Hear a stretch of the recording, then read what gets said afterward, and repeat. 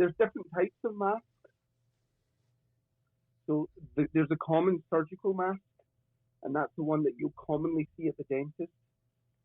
Now, that's ineffective at preventing you contracting the disease. It will stop, it will protect you giving someone. So when you sneeze, it will sort of stop the virus leaving, but it won't stop you getting it, because and often they're irritating, and so your hands are contaminated when you touch your face. So they're not recommended. What you really need is a FP3 mask, and it specifically really fits snugly around your nose and your face. But there's a real shortage of them. I don't know why there's a shortage. I know there's a shortage of many things, including masks, including simple drugs such as paracetamol. And that's because China has been on lockdown for a number of months before this disease affected us. And the factories really haven't caught up. So the raw material required to make these products, to make the masks, to make the drugs, are all in China. And they've been on lockdown, and the factories have all been shut. And they're only now getting back up and running. And a lot of the drugs would then be, the raw materials for the drugs would come to India, where they would be processed and put together. But now India is going into lockdown. They don't have the supply, so there's a real shortage.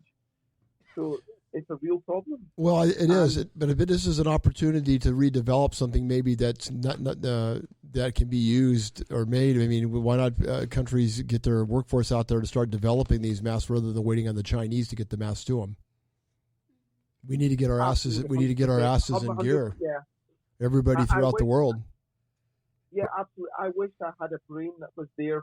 You know, I was smart enough to be inventing and thinking of these things, but that's really not my skill. But I have no doubt there are people out there working on this. What I am aware of is there's also a shortage of ventilators. And what I know is that within the dental community, 3D printing and digital technology is massive. And what I've seen colleagues that I know directly, what they've been doing is they've been 3D printing parts to make up ventilators. So I think, credit is due to the people that they're showing initiative, and they're trying to come together and work out ways to fabricate the machines that we're lacking with the technology that they have available at their disposal. And I also know that some factories have moved resources away from whatever their function was to making machines such as ventilators, because we know that we're going to have a big shortage of them in the UK. So is there anything else, and thank you again, Doctor, for your time, for being here. We'd love to stay in touch with you weekly if that's okay. Pleasure. Is there any message that you want to give the world about what's going on? Any advice that you could give us? The advice I'd give is that, look, our generations past have fought wars. They were asked to leave their families behind, fly away to different countries, get on a boat, sail to the other side of the world to fight wars for us, so we could be here and enjoy the freedom that we have.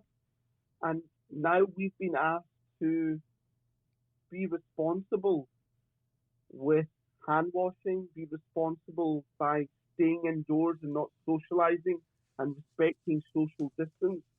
So what we've been asked to do to prevent this escalating to a bigger problem than it already is minute to what our ancestors had to go through for us to enjoy the freedom that we do. So we really need to respect that. And if we do these simple tasks, hand washing, respect social distance, stay at home, look after your neighbour, the elderly, people that are high risk, for them to isolate, then this will blow over. And hopefully in a few years we'll look back on it and say, we came together as a world, as people, and we fought this, and we're better for it. Dr. Ferhan, thank you so much for what you're doing, and I'm glad that we have you doing what you're doing because we need more people like you. God bless you and your family. Thanks. And, Thank you. I appreciate that. Glasgow, Scotland Lovely also. In Glasgow, Scotland also. Everybody say goodbye. Thanks. Ferhan, thank you so much. Have a good one. Thank you, Dr. Ferhan. Thank you. Thank you. Thanks. Bye-bye. Bye.